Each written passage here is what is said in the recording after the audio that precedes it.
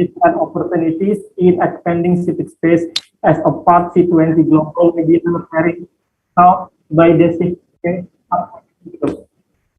Thank you all of you for attending this webinar today. Pleasure to meet you all today. This webinar is being held via Zoom and live streaming the Indonesian Center for Law and Policy Studies YouTube channel. This is the second webinar held by the Civic Space Sub-Working Group. This is the next webinar with the theme Protecting and Expanding Civic Space, discussion on activities and aspirations on October 14, 2022. Greeting to all of you. My name is Riza Disabilities.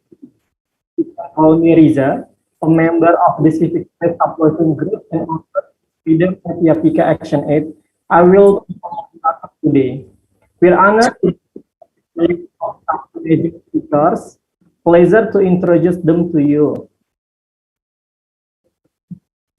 We have Mbak Gita Putri Damlana as Chair of the C20 Sub-Working Group on Civic Space and Executive Director of the Indonesian Center for Law and Policy Studies.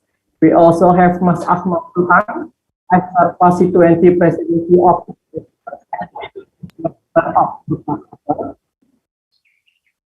we have Bu Maria Ulfa-Antor as Commissioner of the National Commission on Violence Against Women, Pak Jagat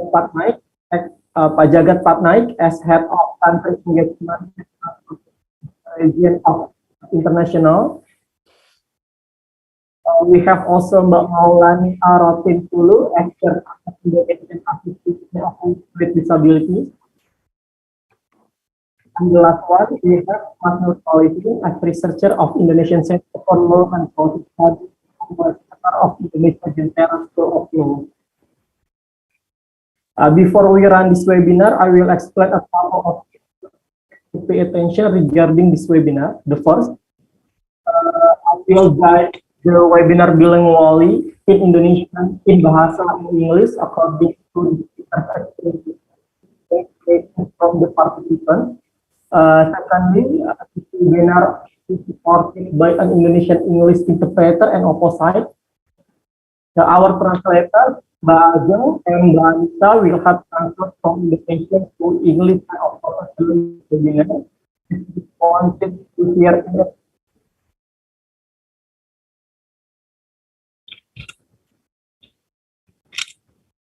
sorry, Audit, can you hear me? Yes, Mas Riza, it's a little like your voice isn't very clear, but now I think it's already better. Okay, I forward.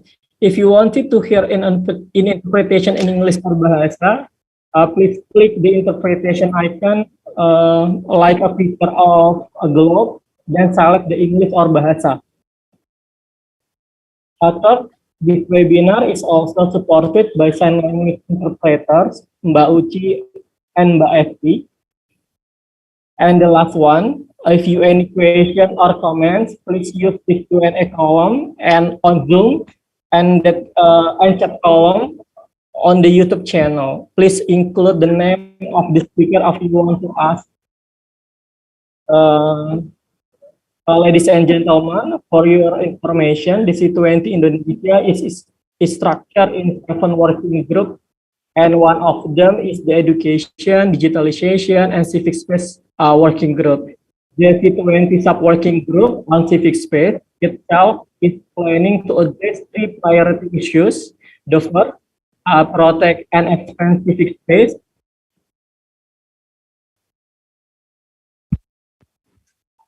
Secondly, put an end to attacks, criminalization, stigmatization of civil society actors.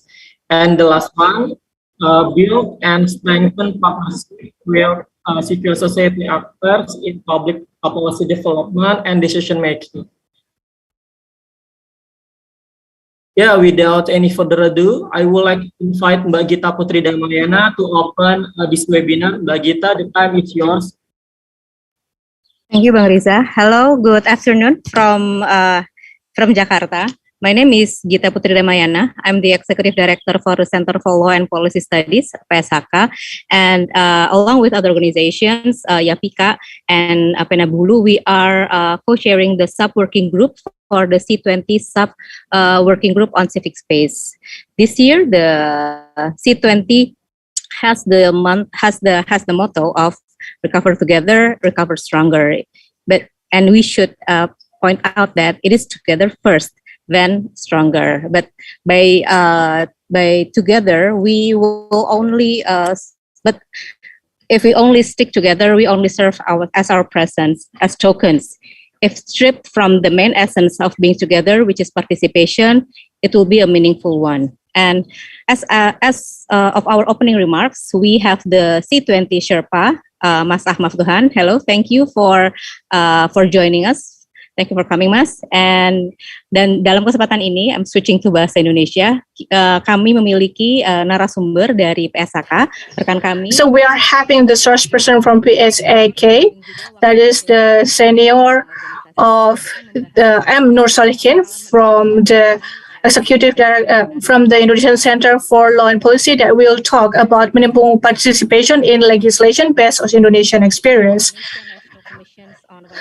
And later, she's going to talk about meaningful participation for women, and Kak Maulani Rotinsulu from the Indonesia Association of Women with Disabilities, who will speak from the person with disabilities perspective on a meaningful participation. And last but not least, Pak Jagat Patnaik from Action 8 India, who will talk about meaningful participation experiences from the global perspectives. It is crucial to have India present in our civic space discussion, and considering next year in 2023, it will be India who resume the G20 presidency. Dan moderator kita untuk sore ini adalah Bung Rizal Abdali dari YAPIKA Action 8, anggota SUPWG Civic Space. Dan selamat berdiskusi, semoga kita bisa bertukar pendapat dengan lancar dan penuh manfaat. Saya kembalikan ke Bung Rizal. I hope that this discussion is going well and we can gather a lot of benefits from this discussion. Thank you. Pak Ahmad Tuhan to continue and give some speech related to civic space. Mas Maftu, the floor is yours. Okay, thank you, Riza. Greeting from Jakarta. Good morning, good afternoon, and good evening. Distinguished guests, CSO leader across the world, colleagues and friends. My name is Aha Maftuhan. I'm Sherpa of C20 Presidency of Indonesia 2022. And currently I'm an executive director of the Prakarsa, NGO based think tank in Jakarta.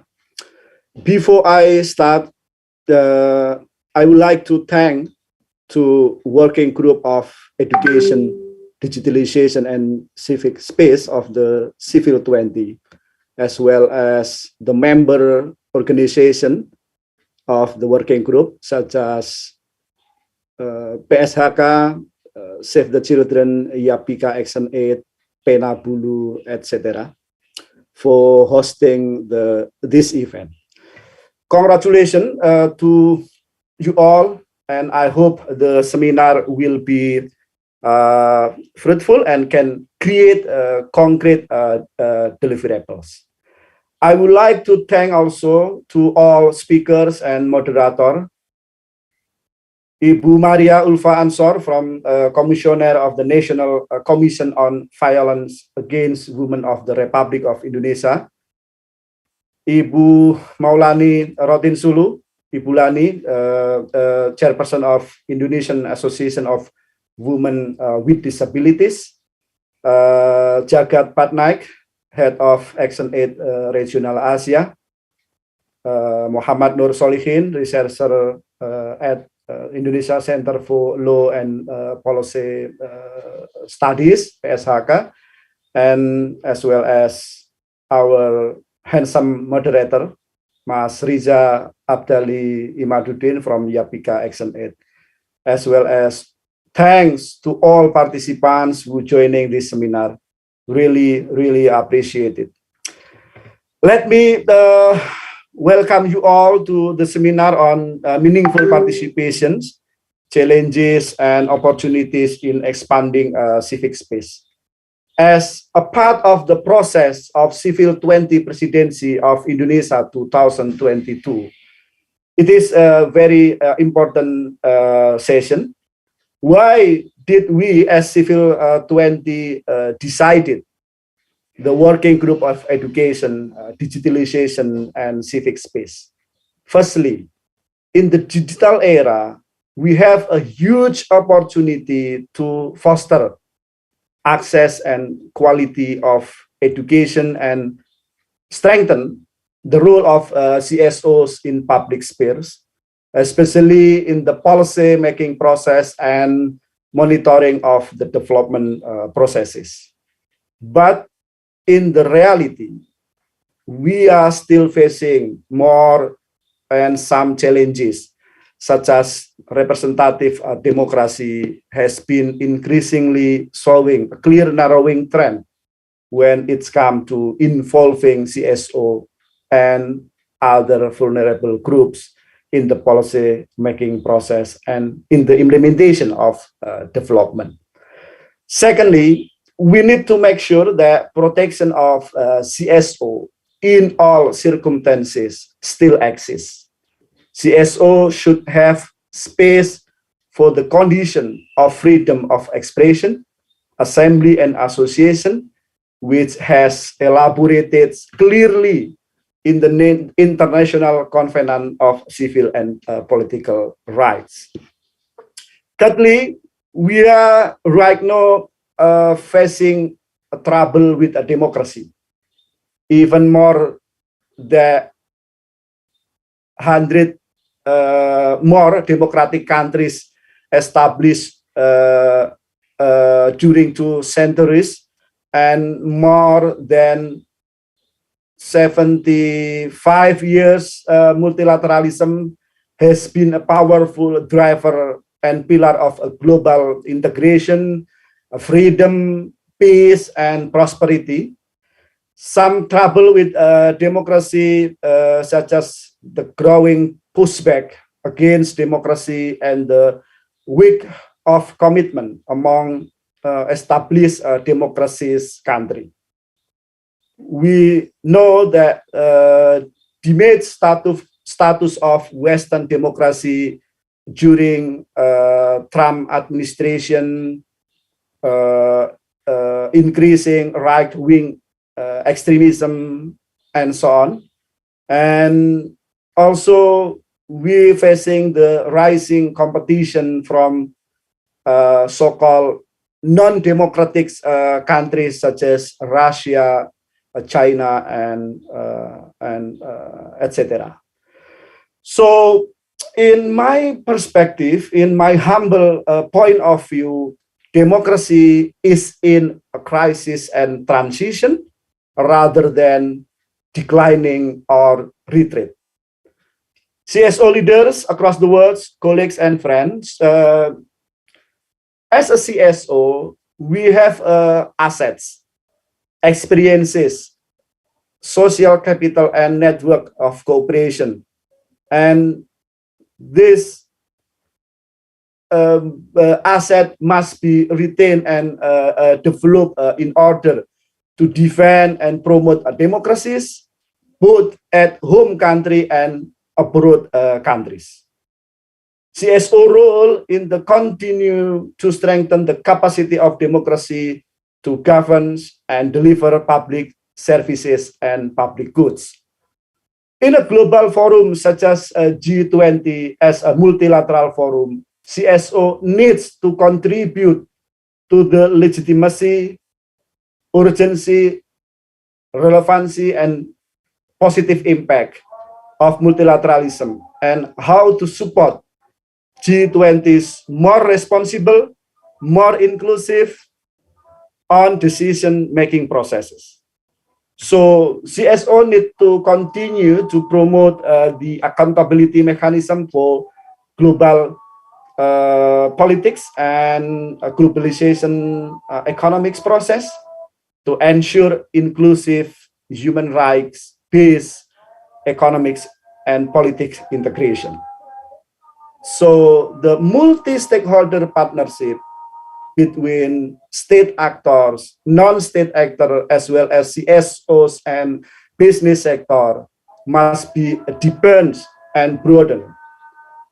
Indonesia and other established democracy country, mostly of G20 member countries, must recommit and strengthen its commitment to democracies and democracy support itself.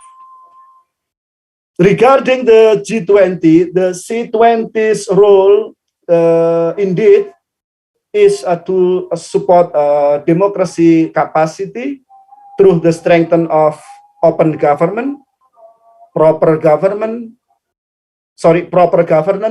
and generous government. We should deepen civic space with a concrete agenda, such as pushing the G20 member countries to provide education, better education, a better training, vocational, a better civic and social protection, better jobs, financial access, public good and services, as well as clean energy for all citizens across the world. In G20 process, we as CSO must hand in hand with all development actors to strengthening the inclusive multilateralism through first enhancing the well-being of the worst of and the most marginalized group, as well as implementing the principle on leave no one behind. The second is how to coordinate markets and liberal market varieties. The third is how to include non-G20 member countries in all processes. So the C20 have a commitment to include CSO from non-G20 member countries. It is our principle, and we must keep our principle running in our presidency this year. And then we should enhance the approach of self-interest of countries must be so-called balanced with a common interest globally. And then we should allowing local government, village government, CSOs, women organization, disability organization, and other stakeholders to take a responsibility in making process and implementation of development agenda, and how to ensuring the systematic coherence of the world order. CSO leaders across the world, colleagues and friends, last but not the least, let's make this seminar as an opportunity for us to make a concrete deliverables. As Sherpa of G20 mentioned in some meeting with us, they call us to bring our concrete deliverables, our concrete proposal of policy recommendation. So let's work beyond the principles. And to be honest, I'm quite confident that if we work together, the voices from civil society organizations across the world will be heard and recognized, considered for the recovery stronger agenda in the post-COVID pandemic era. That is all from my side. And lastly, now I would like to once again congratulate the Education, Digitalization, and Civic Space Working Group of C20 Presidency of Indonesia for hosting this important event. Thank you very much, everyone who participates, and I hope to see you soon in person because we quite confident to hosting in-person meeting right now. For the next meeting of C20, which is the C20 Policy Dialogue in Jakarta, in the end of July or in the beginning of August 2022. Hopefully, the preparation will running smoothly, and we will share the schedule and agenda to all C20 members organization. Indeed, I will be very happy to welcome you to the Indonesia and look forward to hosting you then. Lastly, let's work together stronger and recover stronger. Salam. Thank you. Back to you, Riza. Thank you for your explanation, Mas Maftu.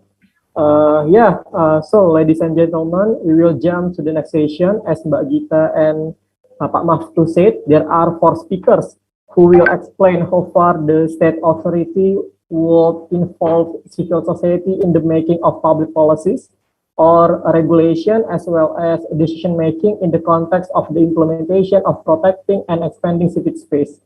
We will also discuss the challenges and opportunities in developing the space for civil society in the formation of policies, laws, and decision making, both at the national and global levels in the multi-sectoral.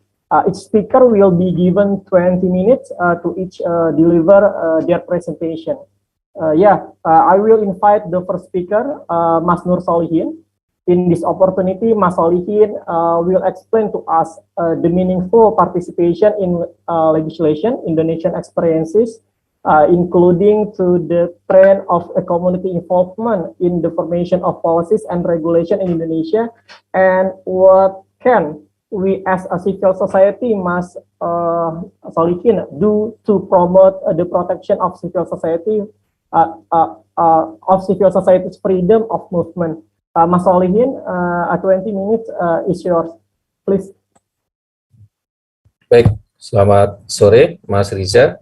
Bapak Ibu, izinkan saya menggunakan bahasa Indonesia untuk. Good afternoon, ladies and gentlemen. Please allow me to speak in Indonesian for the material that I have already prepared.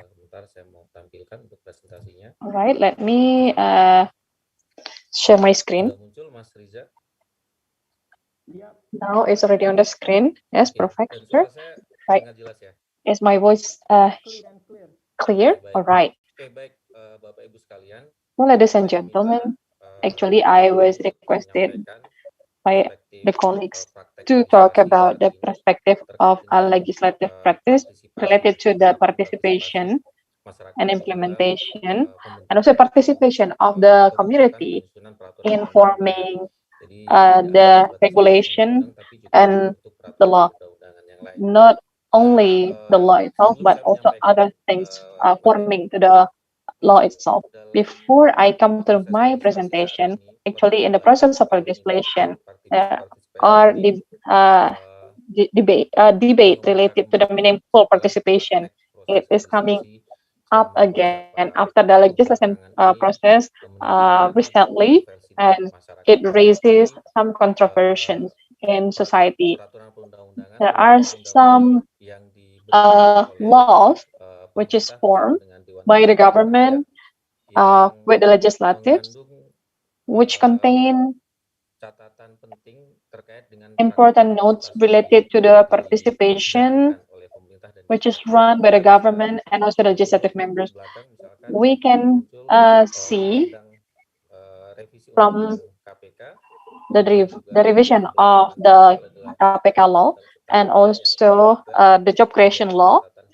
It is also having the special note from the Constitution to prepare the forming of the law itself, especially related to the participation practice itself. So I will start my presentation by giving you the picture of the legislation process. Actually, I have four forms in this. It's the elite politic, public politic, technocratic, and administration. So each of them has the characteristic. They are appears in each so actually politic elite, it has a certain group which has the authority and the power in making the policy and making the law, while the public politic is the space, open space that can be accessible by public, but it is also controlled by the elite politic. But the technocratic is the step which is done by the technocratic. So we can see in the making the law, they are involving researchers, they are also involving the experts, and also sometimes they are also involving the civil society. And the last one is administration. So this is the formalization of the policy or the regulation made by the government. Actually, the law is made by legislative and the government. So here, each of them, we can see that, and also we can analyze in making the regulation and the law and the system of our law. So I am showing you the form, how to make the law itself. There is a planning, a forming, and also the discussion, and then the gazette, and also the law itself. So actually, in each of them, it has a prolegnas, and under that, it is the script of the bill. And then under the discussion, it has the list of inventories of the law itself. So, and then in ratification, it has the law, and in the law itself, it has also the gazette. And under that, I can go through each of them. So there are some characters under them. The first one, under the planning, I see this process is controlled by the elite politic, while the public politic and the technocratic, they are rare coming to the planning. So these are the dominant position. And also in drafting, by the way, it is more to technocratic or the forming. So it's mostly to the researcher and also the expert, and they are forming the script itself. And then when we come to the discussion, so it is more complex because it has some characteristic. The first one is elite politic, and then public politic and technocratic. And then ratification, we have still only the elite politic and the gazette itself, the administration only. So these are the step, the ideal step. But in fact, the real life practice, the public only comes on the discussion. So even though when we read in the constitution, the participation is started since the drafting or when they're proposing the script, and also the discussion, and also the ratification in this step. So this what happened in our law system. Even though this is in our legislation system, even though we can see it, but sometimes the way it is going, it is really clear. Where the government and also legislative, they are opening this public space really dynamic. Because lately, I saw the process is going down.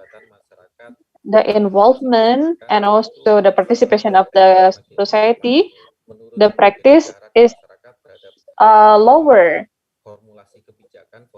So the formulation of the policy of the law itself for the society more limited right now. So that's what I see. So these are the people or the actors under the government who are involved in this, but I will not go down on each of them or elaborating in each of them in detail. And then I'm coming to the urgency of participation. So if we see the participation of the society from the legitimation, from the participation, we can see the legitimation, ownership, and indirectly it also creating compliance from the society or the community itself who will be tied by the policy or the law itself.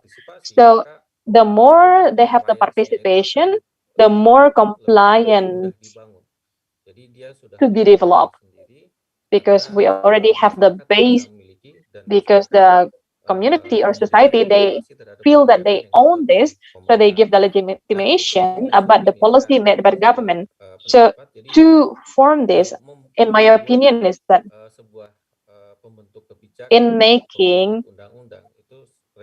the law or of the policy, we make the responsive. The first one, how to do the participation by design. And then secondly, the art of the practice about the implementation. So we have to see the design, the participation design in the law system. If we see in the framework, the participation, actually there are many actually normatively from the law number 12 2011, and also from the president regulation number 87 2014. But actually the law number 12, this is the base of the public participation. This is a long way before the previous law from the year 2004, because at that time the participation of the community was still open and was strong. So the first arrangement related to the participation of the community is the number 10 in 2004, and then it was revised with the law number 12 by perfecting related to the regulation. In 2004, the participation or involvement of the community, it was only given when the regulation made by local government and also by legislative. What about the presidential regulation and also ministerial regulation? It was not mentioned whether they need participation of community or not. But the material of 2004, now it is refined in 2011, where the community can participate in all the law. Before it was only limited to the law for the made by the local government, but now it's all. So it means that this is not only limited to the law only, and also the local government regulation. So if they want to involve, so actually government are allowing the community to involve in the law number 2011. And then the Ministry of Law and Human Rights, they also talk about the public participation in the bill. There is also the planning and drafting, and also the discussion, and then law number 24, number 87 and 2014. It is related to the participation, and also after that, it is perfecting to the regulation, legislative regulation number 1 2020 concerning the standing orders of the DPR. So before the design already existed related to the regulation, and the norm existed already. So the question is that what is how to do the practice about the legislative process. In the regulation of the Ministry of Law and Human Rights, it is mentioned there is participation. So it is differentiate between the law and also the public consultation in forming another law. And is this group in the planning and drafting and also the forming. And then also there is a spreading information accept receiving the statement, and also what is important is that there is how to convey the information, the response to the government related to the input, whether it is accommodated or not. That's in the planning. And also in the next step, in the forming, it is also regulated in detail when they can get the input. Is it already open since the draft or the bill made 30 days before, and then the pioneer or initiator, and then after that they will manage, and then they will convey to the relevant institution or the ministry, and that's also in the same step. And also they are given the right. So the initiator only considering about the participation of community. So that's what come up. And then in after that, in making it also made the same to change the participation in the form of law. So that's what we have in the law, and also technically we already have the regulation. And then after that, there is a new norm in the Constitution Court related to the job creation law with the meaningful participation that we've heard many times, reflecting from the making of the job creation law. Actually, in my opinion, in making the job creation law, this is not only the problem of participation, the problem of the participation in making the law and also the making policy. So as I mentioned before, we can see in the previous law, there was also many controversy related to the participation, as I mentioned before, related to the law. And right now, what we have also the code of conduct law, and then in that the constitutional court, there are three things that come up in the participation and the process of legislation. The first is the right to be heard, and then given the consideration or right to be considered, and then the last one is the answer or the right to be explained. And those three rights should be on the proposing of the law.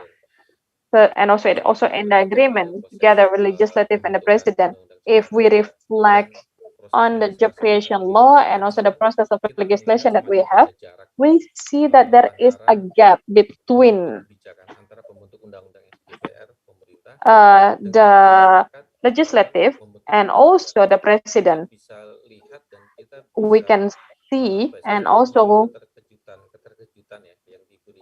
there are some surprises done by the legislative or House of Representative and also the president. Actually, there is a law which is discussed in only few days or few weeks, and then it is being ratified.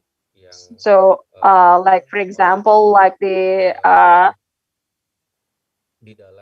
law of attorney, for instance, there is an opinion that they said that this is still just the draft. But after that, a few weeks later, it is already being ratified. So there are many things happen in the legislation process right now. So what we have right now is the challenge of participation. As I mentioned, that the legislation process that we have right now, it is controlled by only certain group of people. Some of them say that they only involve certain parties, and then after that, they think it will be easier to discuss and to finish. So that's what happened because the nature is elite, and we also see in the nature of the job creation law, the public, they're raising this, but maybe sometimes they are being hurt. But the question is that how the government respond them. And also, the government do not say anything regarding to that. And it doesn't have also any influence with the material discussed by legislative and also the president. And then secondly, related to the discussion procedure. So the shrinking participation, it is caused by the discussion which is really in a rush. So that's why it has lack of participation. So the legislative tends to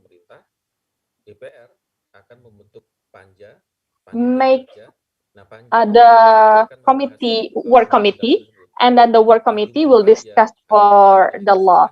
So the number of the work committee, it is half of the commission number. For example, the commission has 50 members, and then the committee, the work committee will have 25 because it's half. Because in the discussion of the work committee, they only talk about the crucial material which is developed by them.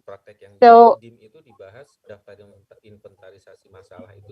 in making this and the inventorizing of the problem, they are having the discussion, and then the society can watch it directly. So if there is sensitive material, if it cannot be discussed in open meeting, and then they will talk in the work committee. While in fact, right now, there are many things only discussed in the work committee only, and it is hard to be accessed by the community or society. So this is the reason why the community hard to access the law or in policies made by legislative. And then how to make sure that the law can represent the voice of society. If I see right now, the community right now, they should raise their own voices. This is kind of hard to rely on the legislative for all the discussion if we talk about the government. And then meaningful participation, which is less meaningful after there is the decision of the constitutional court. Actually, in the giving back on the practice of the participation, which is already low in the process of legislation recently, even in the participation in the law number 12, it is tend to giving the legitimation to the procedural mistakes in making the job creation law. For example, like mistyping, or for example, they can revise after ratifying the law. So it is becoming more problem and it can raise bad practice in making the law. So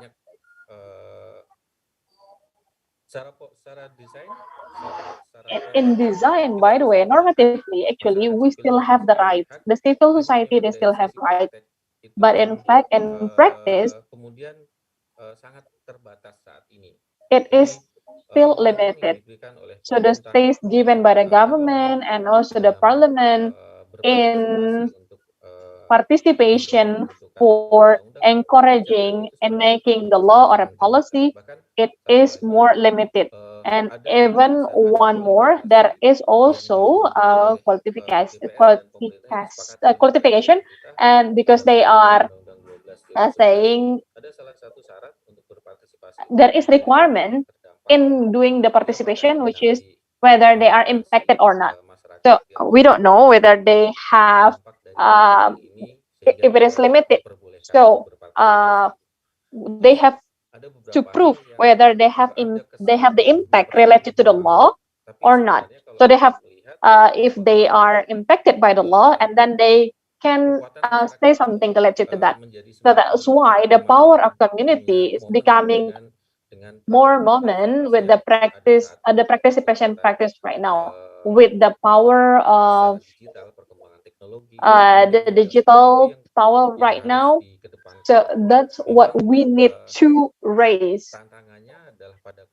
Actually, we know that the challenge actually from the elite politics, which is more dominating in the discussion.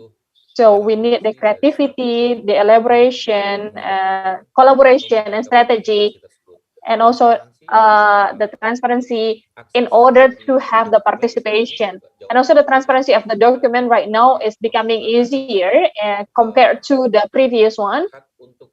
But the rights to get the explanation or be heard seriously, that's right now what we need to encourage the government to do by the government and also the legislative to be implemented. So those patterns that we need to make sure that we can raise that. As together with PSHK, the participation space, we need to use the advance of the technology, not only formality, but we also need to utilize the technology. I guess that's all related to the things related to the participation that I can convey in the legislation process. So now we already have the law framework, even though we know that there is the trend to limit the community, but that this trend, it is now also considered with the participation in making the law itself. So I guess that's all. Thank you so much for your attention and good afternoon. Thank you very much for your comprehensive presentation, Mas Solihin. Saya akan coba ini ya, membantu dalam menggunakan bahasa Indonesia gitu ya. And I will try to summarize in Indonesian. So there were some explanations, important points in regards to the first. In the Indonesian context, we have a design or a framework that is already sufficient to improve or gather participation of the public society that can even get into the legislation processes. And the second, in the context of Constitution Court, we have already talked about meaningful participation with three important points, like right to be heard, right to be considered, and right to be explained. And Solihin also explained, at least there are 4 challenges for us, the CSO or civil society to be involved in the policy making. The first one is the legislation process that is more of the elite centric, and the second is there will be the process that is quite in a hurry and it is very closed, and the third is the widening distance between the legislators and also the public, and the fourth is the unmeaningful participation of the public and it's only procedural. Thank you so much, Mr. Solihin, for the presentation. Mr. Jagat will explain to us the meaningful participation in civic space from global context, including what can C20 country leaders and other stakeholders do to expand the global civic space. Pak Jagat, time is yours. Thank you, Riza, and thank you everyone for the initial background and also the sharing. At the outset, I congratulate the organizers for organizing this important, topic discussion on civic space, expanding, but at the same time meaningful participation, understanding challenges and opportunities. So it's an honor to be here, and I have a small presentation which I would like to take everyone through. So if I am a bit fast in terms of speaking, so kindly alert me so that I will just slow down a bit. So I hope you all can see my presentation.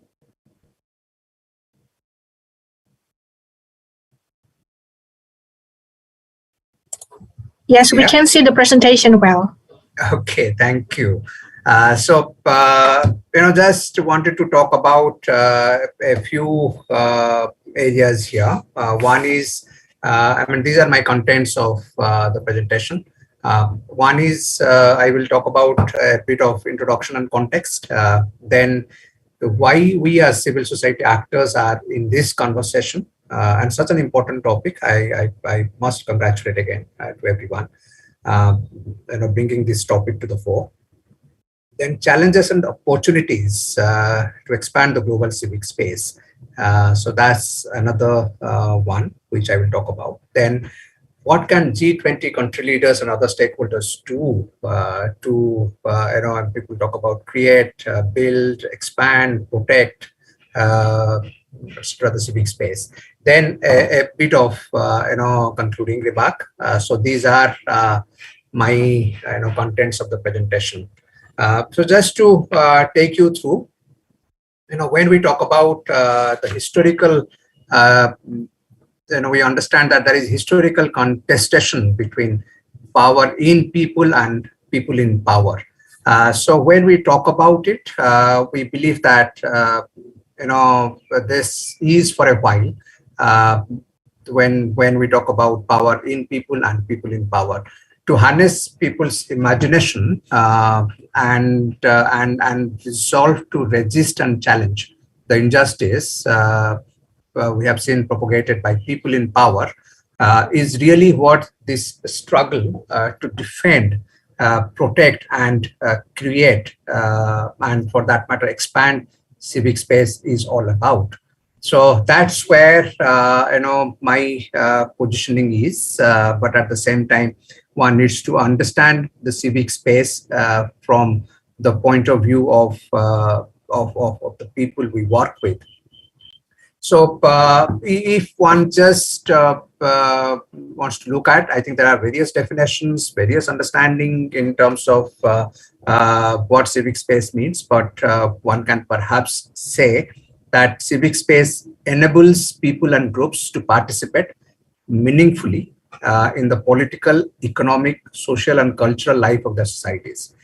So, when states set their laws, policies, etc., in which people express their views, people assemble, associate, and engage in dialogues with one another, and with authorities regarding various issues that affect their lives. It may be, rights, it may be entitlements, it may be quality of basic services, through to better institutions and respect and use of fundamental rights and freedoms. So that's how one perhaps can just quickly understand the topic of civil space. So what we understand is open, free, engaging, and safe civic space is the cornerstone of a vibrant society, because that's where the dialogue takes place, that's where the engagement, that's where people freely express their opinions, views, and everyone can actively take part. So it's an inclusive, meaningful participation in decision making, and which means inviting everyone to the table, especially those most excluded and vulnerable, and ensuring that they feel heard and safe to speak openly. So it also requires an independent landscape where that allows for diverse views, peaceful disagreement, dissent, and at the same time also negotiated space.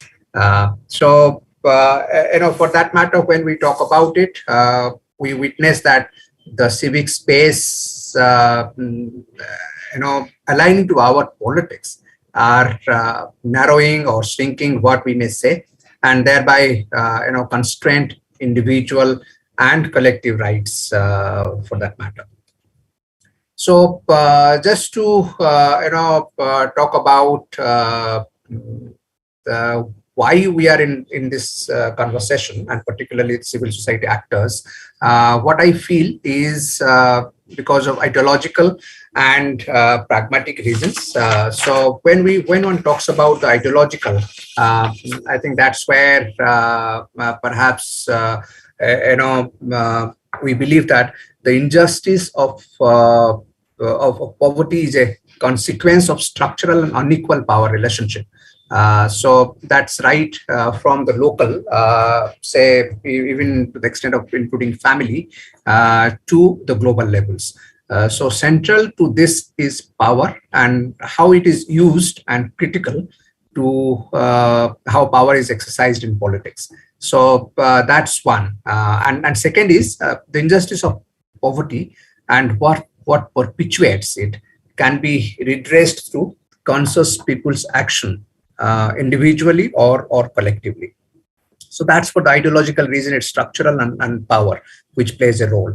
The second is in terms of the practical, the pragmatic ones, where the conversation is about people we passionately work with, and when we talk about that, so for that matter, it's their rights, aspirations, and capabilities to push back, cooperate where they can, and resist where they must, because that affects their life, their dignity, their identity, and thereby overcome oppression and injustice. So where civic space exists, perhaps civil society actors, as a community, we defend it, we protect, we create, we expand for that matter. And where it is non-existent in terms of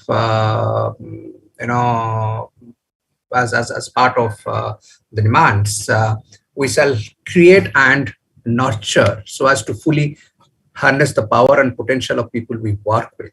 So that's where the conversation is about people. The conversation is about keeping the civic space, the importance of civic space at the center, and also the meaningful participation at the center of conversation.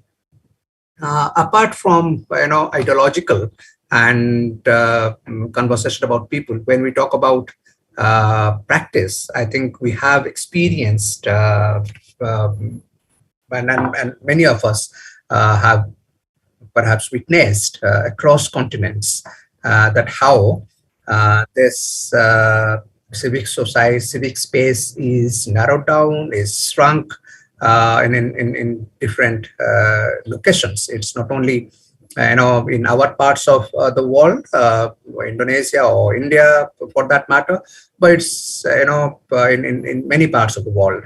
What we have seen, we have heard, we have read, and we might have also interacted with our friends and listening to their stories as well. So, for example, there are some reports, which Civicus, a global alliance, had prepared at one point, I think perhaps it is in 2020, where they had said that 87% of the world's population now live in countries rated as closed or repressed or obstructed.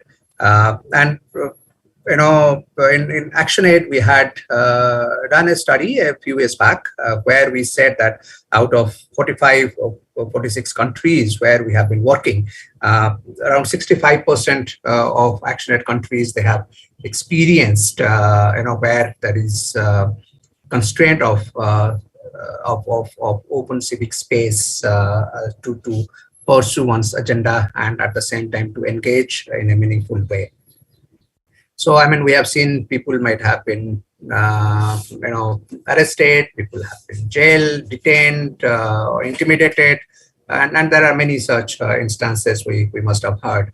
There are also new regulations which are not all, I will say, unwelcome, but nonetheless shift power from civic to political actors. So how that power shift shapes development outcomes, I think it depends on how political elites deploy their power and in whose interests. I think that's a key which one needs to really keep in mind.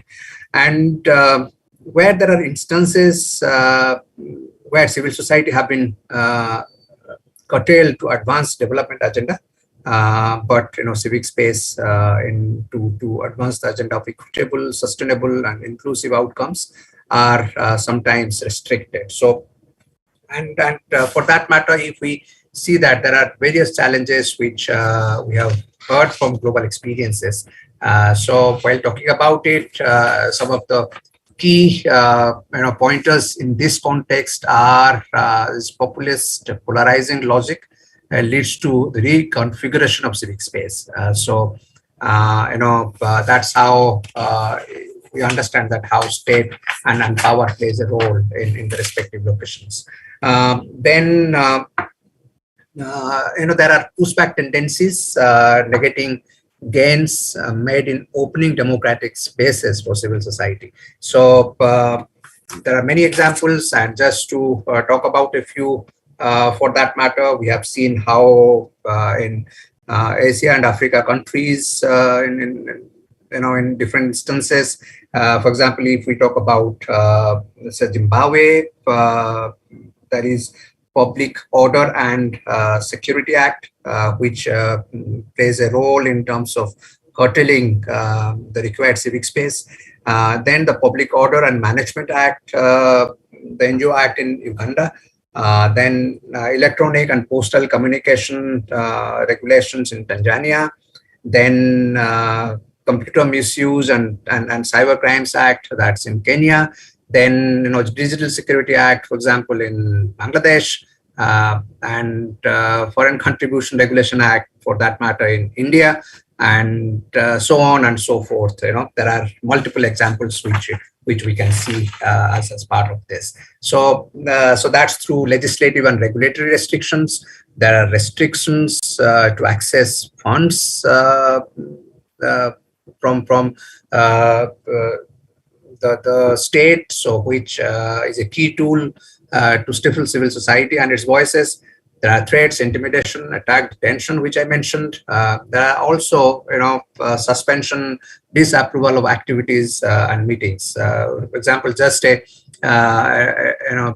last week I experienced one in one of my country colleagues who were sharing that experience. They were in Egypt for a workshop, and everything was going smooth, but all of a sudden the day everyone reached and the next day the workshop was to start, then they said no, this workshop is not approved.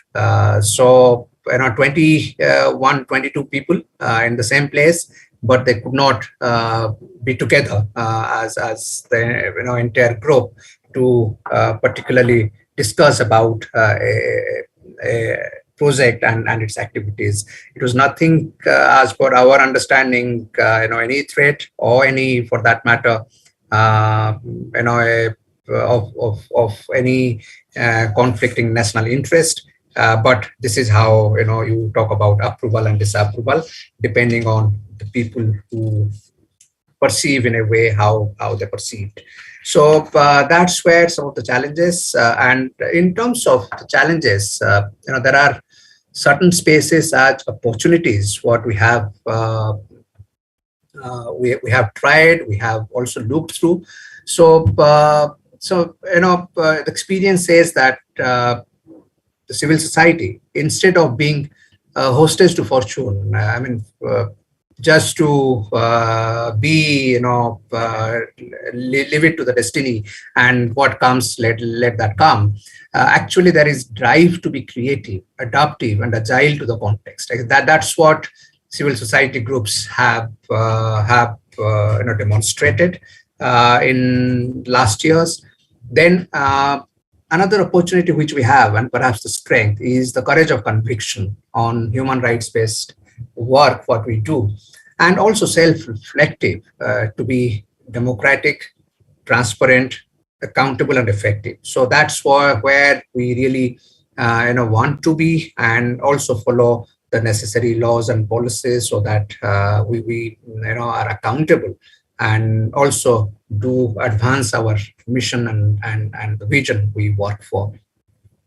Then in cases also intelligently, they have balanced strategy and tactics, and in a way, understanding the risks, understanding the challenges, and really articulating well in terms of what are the threats or risks, or for that matter, how best to really improvise in terms of the engagement, how to be tactical.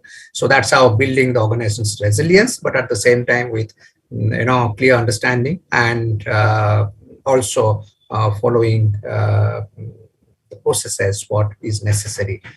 Then another one is the global response and framing with sustained country actions. There are cross-movement alliances, the alliances of people that create solidarity and counterpowers. So bring that constituency to be together at any challenging time, where they can really push for or give a pushback to access the space, the meaningful space what one talks about.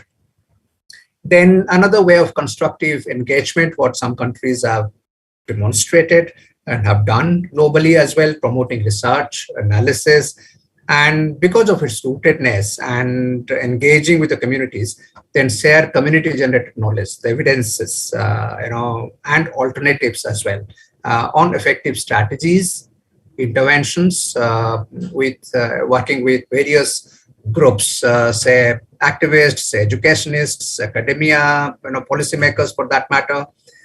Then social movement groups, then various human rights defenders, then practitioners, so which helps in terms of protecting and expanding civic space. So another set is contributing to the various policy implementation processes and performance for that matter. So development and implementation of progressive policies, legislations, and actions that can promote civic space at various levels. So the one is propositional with ideas, solutions, and alternatives, not alone critiquing only in terms of engagement. So that's an opportunity. Also, one can see how one groups can harness, and there are examples how countries, some countries have done it. So another advantage is this is a digitized world, and there are social media. So how best one promote use and access to digital tools and technology. So that also foster open and inclusive civic space to promote meaningful participation, and also getting varied ideas from different sectors, different sources, even intersectional, cross-sectional in terms of the agenda inputs and different experiences, information as well, from not only from a particular country, but from beyond a country, across the country, the experience sharing as well. One needs to be strategic and well prepared in all external communication. So that's an important area. Just to as part of one talks about the risks, the management, the challenges to be faced. So that's where one needs to be strategic as well as part of communication. So there are meaningful participation, country experiences which we have seen. Say, for example, I was speaking with Indonesia colleagues, APICA colleagues, so who talked about the meaningful participation in the formulation of ombudsman regulations concerning the prevention of public services maladministration. I think that's an engagement experience which colleagues were sharing. For example, they initiated efforts to encourage a wider space for the public to be involved in the work of the Ombudsman of the Republic of Indonesia in preventing maladministration of public services. So inviting many to participate in that discussion, and also engagement and rootedness, working with community organizations that helped colleagues to bring them on board as part of this discussion. So that's one. And second is also, we're part of the drafting of the particular regulations. So that also is a very positive experience where the team was engaged and also contributed meaningfully, very constructively to that discussion. Then the next is also, they're trying to initiate an evaluation framework of the implementation of the Ombudsman regulation. So that's how it's proactive engagement one can talk about as part of creating or facilitating that civic space to be available to wider set of people. There are examples for example, in India, if I may say so, there are various policies, various laws, and I don't know whether friends here have heard about the social protection laws in last couple of decades. So there are different laws and policies which come in, and the presence of ActionAid India in various parts of the country really make it a much more grounded and rooted organization. So where they have brought those experiences from the communities and also analyzed various evidences from a policy perspective, and document those and pass it on to various committees of the government.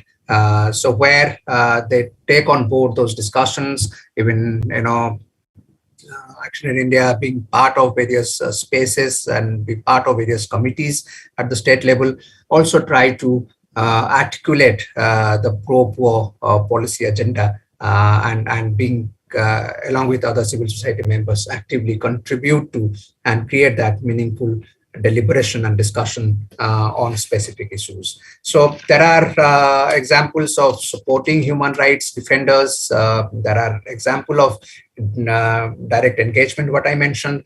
In case of, so in some countries, there are, we have faced challenges, even because we have been following the laws and policies. It has helped in terms of, getting into, when we get into litigations, I think, to be successful in those litigations and come out in terms of advancing our work in those specific locations. It also has helped, bringing mass together, critical mass together around certain issues. When the country faced all those challenges. So that's another one which we felt are quite critical, and which has, we have several experiences in Africa. We have also experiences in Guatemala, for example, Latin America, and also the similar type of experiences in Asia. So in this context, let me just come to another one is, what can the G20 leaders and others collectively do to make this happen? So for that matter, what governments need to do, what intergovernmental, regional, global bodies should do, what private sector corporations can do, and last but not the least, what local, national, regional, global civil society can do. There are few areas which I was just trying to put down as part of my notes. For example, if we say that what governments can do, I think respect civil citizens and civil society organizations' freedom of association, freedom of expression, right to operate free from unwarranted state interference, right to communicate and cooperate, right to seek and secure funding, and the state's duty to protect. So that's one which is quite critical. And help in reviewing, soliciting views from civil society, reviewing legislation and practices, and create an enabling environment as consistent with international law and standards. Then acknowledge publicly the important and legitimate role of civil society in human rights, democracy, rule of law, etc. Then for that matter, make bilateral or multilateral relationship and cooperation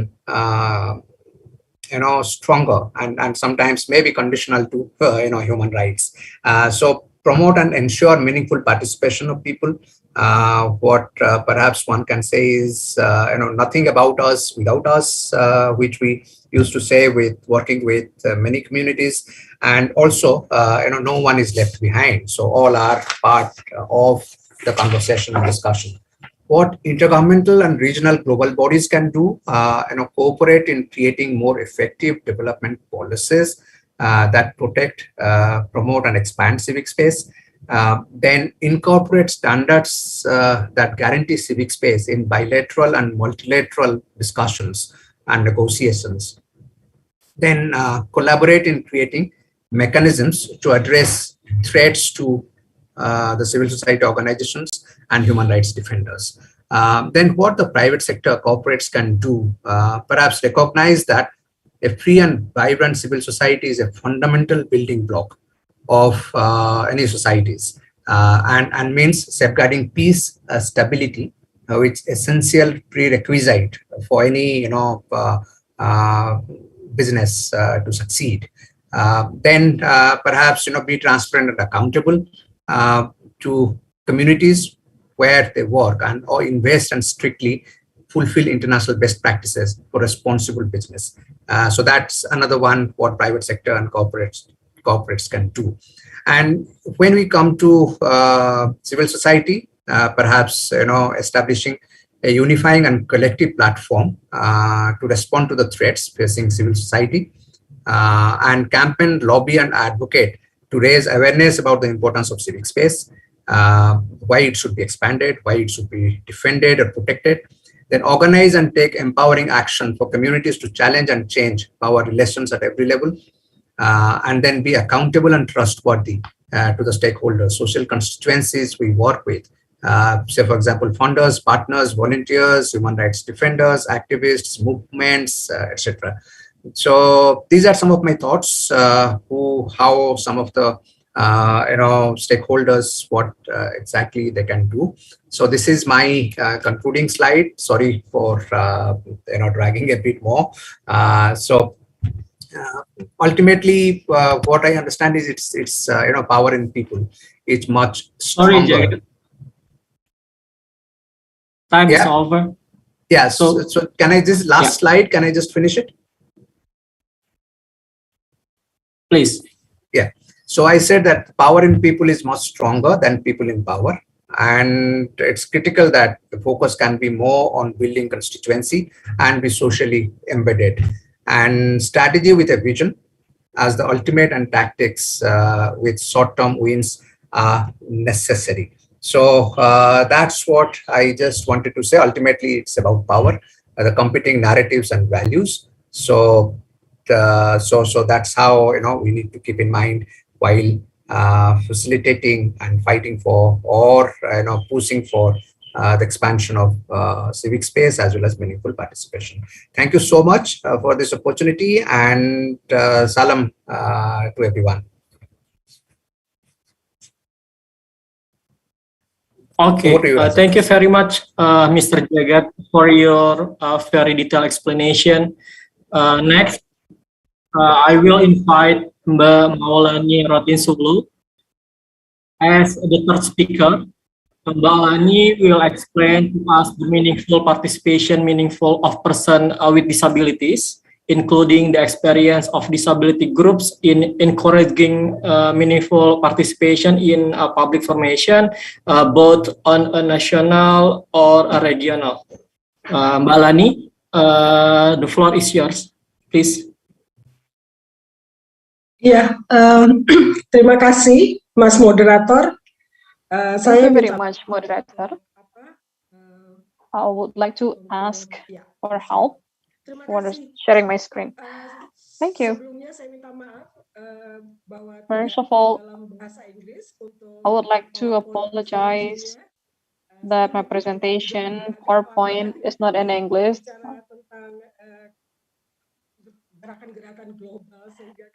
I am a little bit forgot. I'm just speak less about the global movement. Introduce myself, saya adalah Maulani Rotin Sulu. I am Maulani Rotin Sulu, chairpersons of Women with Disabilities, or HWDI, Himpunan Wanita Disabilitas Indonesia. Dan tapi saya masih ada di ASEAN Disability Forum, sebuah platform. I am in Asian Disability Forum from the policy organization of the people with disability in ASEAN in 10 countries. Actually, today I was requested to talk about the meaningful participation of people with disabilities. I'm confused because she's speaking in Indonesian and English. Actually, she is okay. So, what is the meaningful participation according to the Convention of the Right of People with Disability? In this convention, if we talk about the meaningful participation, actually, people have the involvement and also participation where they are encouraged to participate, and the participation of people with disability within the process in monitoring as the part of the participation in the public space. So the modality actually specifically in the Convention of the Rights of People with Disability from the Convention of United Nations 2011, it is a must that the people with disability through its organization involved in all process of taking decision, planning of and budgeting as well. Nah, kemudian training and budgeting as well. And also Indonesia ratifying the convention in 2011, and then it was interpreted in 2016, and it worked in 2016, and it was also adapting those things.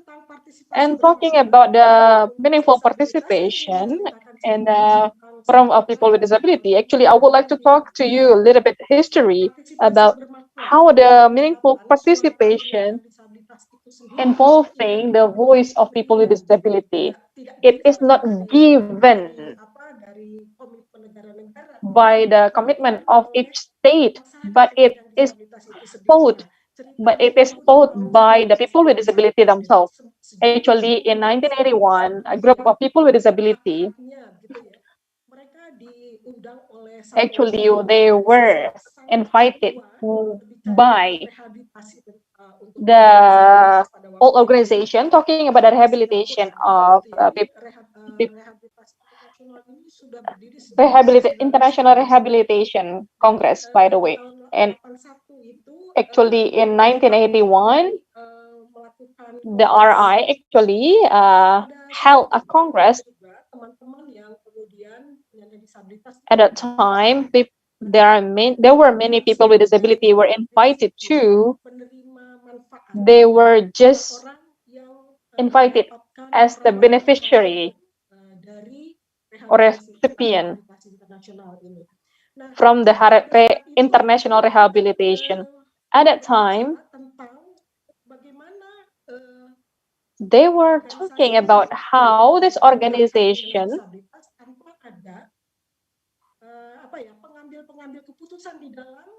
they see that there's no decision maker from the people with disability or the designer of the regulation itself in handling the situation of people with disability. So in the process, the people with disability at that time, they were asking to join the committee, but it was denied, declined, because that organization consists of the people who work for the people with disability.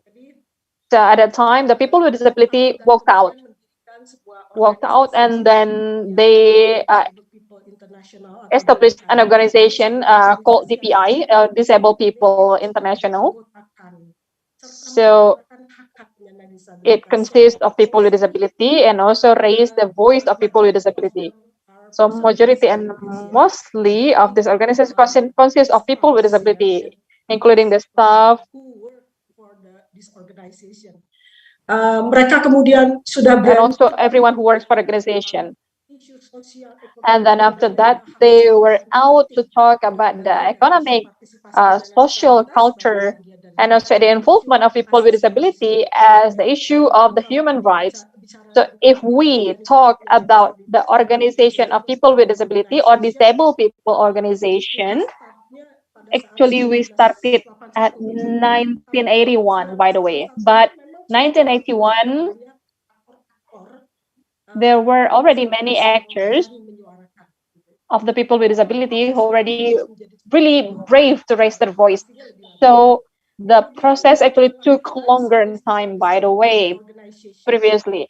And then after that, they formed a disabled people international organization.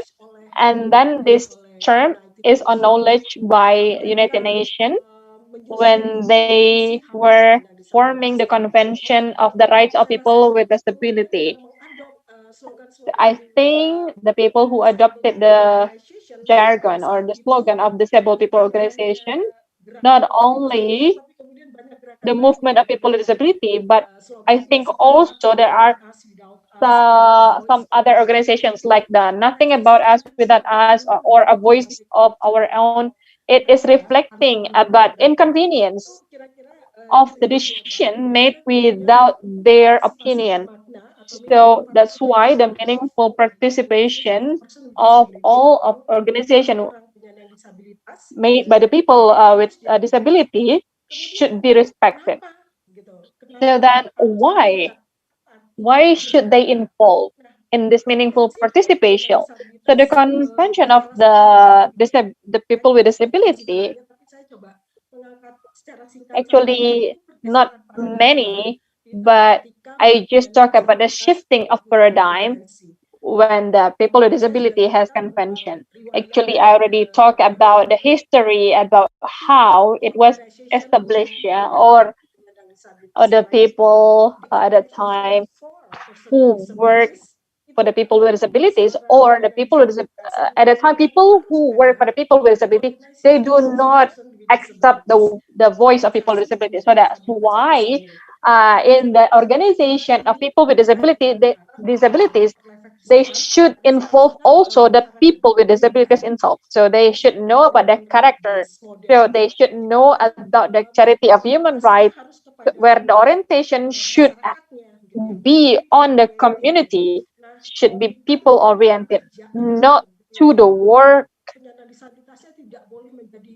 where the people with disability should not be the object. Actually, they should be the subject. So handling disability should be should be handled universally. So actually the people with disability, it was a new perspective, even for the world. So at that time, in the process of forming the Convention of the Right People with Disability, actually they acknowledge that the people with disability who are participating at that time, they were really helpful to give them the way out or the solution, because there were so many issues which is then adopted and also adopted in the convention. So when the convention of the people with disabilities were made, they were also considered about all the covenant and also the rights of the girls and the women, but then they cannot interpret it in a way in the protection of people with disability in all the conventions. So that's why proudly the United Nations saying that it should be the inclusive convention, because we already predicted that this convention that we have to protect the rights of people with disabilities. So that's why they can talk about the right to implement. The people with disabilities should be there because they are the one who knows their own right, let alone about the approaches, the new approaches about how the people with disability is given their facilities. They are not being rehabilitated, about how to give the accessibility, not assistance. So then only the people with disability who can convey the solution. And then the third one about why people with disabilities should be involved, because they know about the regulation and also the policy. It can be adjusted to them and is suitable for them, because for all the individuals with disabilities, they have different approaches, because you know that in the convention that are 4 types of disabilities: intellectual, mental, physical, and then sensoric. And each disability, for example, I am sensoric disability person, so the approach for me is that I am a sensoric, which is deaf, for instance. Of course, it's not the same with the other person with disability with the deaf too. For example, I am accessible for interpreter for the language interpretation. But also, my friend who is also deaf, she prefers to use the transcribing, for instance, where she needs the technology can translate what I'm saying. So it is also the access for her. So she can follow me to the text. So every individual with the people with disability, they have their own approach, which is used, whether it is suitable for them. So that's why the people with disabilities should be involved. They should participate actively in all policies made. So that whole picture related to why then the Convention of the People with Disability acknowledge that the people with disabilities should be involved. Actually, there are few notes related to the opportunities and also the challenges.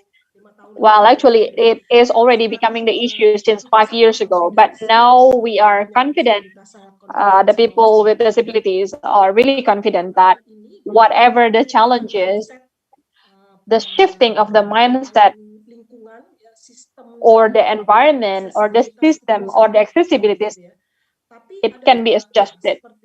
But there are a few things that still having the note. Yeah, actually, these opportunities bring more confidence to us. So, for example, like when you're making this new thing, you have to talk to me first. So the Convention of the Right of People with Disabilities, it is talk about the participation, meaningful participation of the people with disability. And also and articles, and some articles they also interpreted in the general comment of United Nations and CRPD number 7. So if you would like to know further about how to make sure about the background of the people with disability, to make sure that they need to be involved about the decision made for them, and also the opportunities is the participative process and also the involvement of the people with disability through representation of organization and negotiating and making the convention. It is proven as the example which is very good in full participation and also effective as ad hoc meeting and making the convention of the right of people with disabilities. Even though at that time Indonesia only participated 2 times for the ad hoc meeting. Even that also intervention of the non-government. There were a few actors also participated there for the global participation. And then some other parties also already started to involving the organization of people with disabilities in preparing the initial report to be given to the committee. So, for example, like if I can taking note, like for example, in Indonesia, Thailand, and also Malaysia, actually they are already proactive in respecting the organization of people with disability for the development, which is analyzed by the organization of people with disability. But the challenge is that it only can be implied only in national level, while you know that in the structure of Indonesian government, actually it is autonomous. By the way, this is also, there is local government. So people with disabilities in the regional level or at the local level, of course, some of them were not recorded well, whether from the organization or from the discussion, the direct discussion from the government or the CSO or DPO or the organization of the people with disability.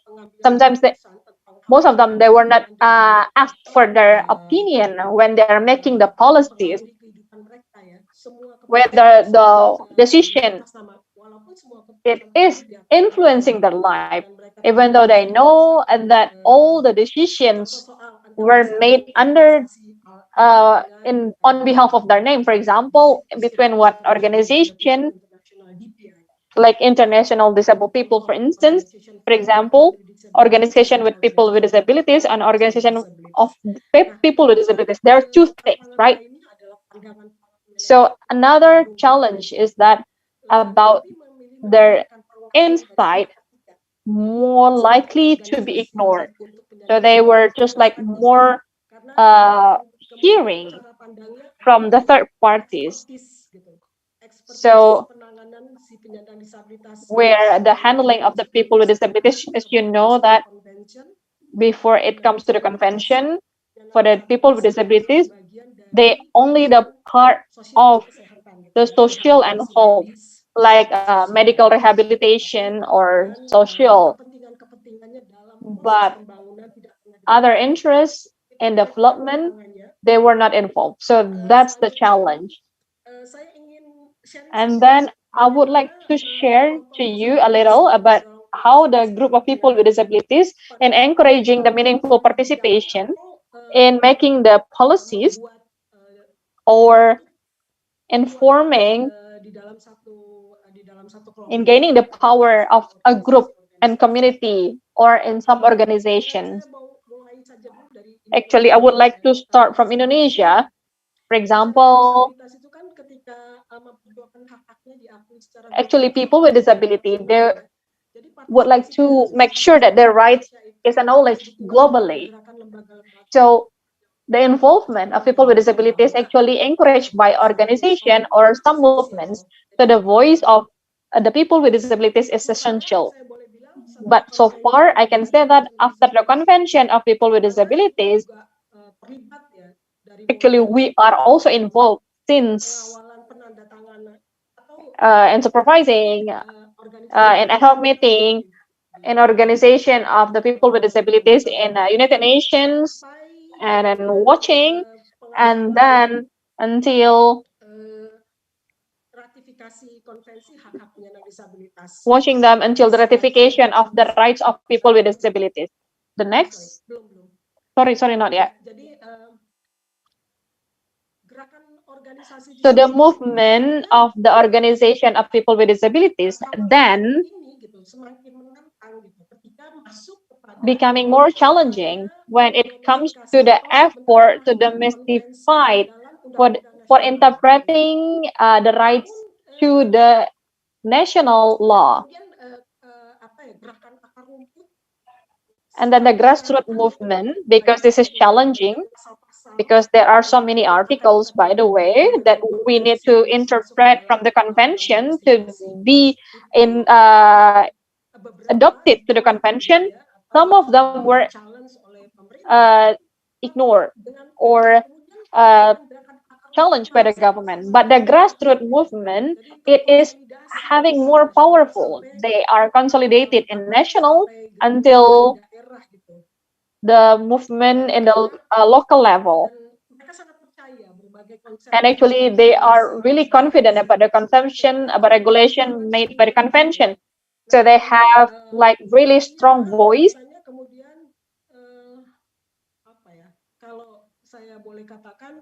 So if I can say that, even though it's still an internal group of the people with disability, but they're really confident to bring their issue to the human rights issues. Doesn't mean that there's no challenge in the group itself. Excuse me, Bulani. The time only 2 minutes left because there is no legal drafter. So they are trying to find one. Luckily, we got PSHK, okay, and then we are together to write the convention to get of the human rights, and also in action, the movement of people with disability. We are trying to articulate the meaningful participation by guiding and also watching them for some issues, even though it's still sensitive for the human rights issue, even though we see from those 3 pillars. The last one, actually, I would like to give the comment about what previous speaker mentioned related to the woman participation and encouraging the civic space. In my opinion, firstly, what we need is that acceptable strategy by having the knowledge and also life experience. So this is one of the same strategy for the women and also people with disability. So people cannot refuse that anymore because it's already from the life experience, because it's from the testimony. So that's, in our opinion, we can walk together because it has the same approach. And then having the certain approach, which is inclusively for the women and people with disability. Maybe it will be intersectionality will be long if we talk about it. But I think in inclusiveness, it is almost the same, even though we know there are layers, whether it's in a good or in a not good way, but we can talk about that together. And also, we would like to have more actors for the people with disability to understand and also making sure about the safety and also the security of the people who are involved in the movement of people with disability, whether from the actors or the women actors who are participating fully if we talk about defendants or defensive or the children, there are no information which is disclosed about that. Not talking about the law, but also related to the domestic. So we are in the situation where we are really vulnerable as the actor who talk about the rights of people with disabilities. I think that's all.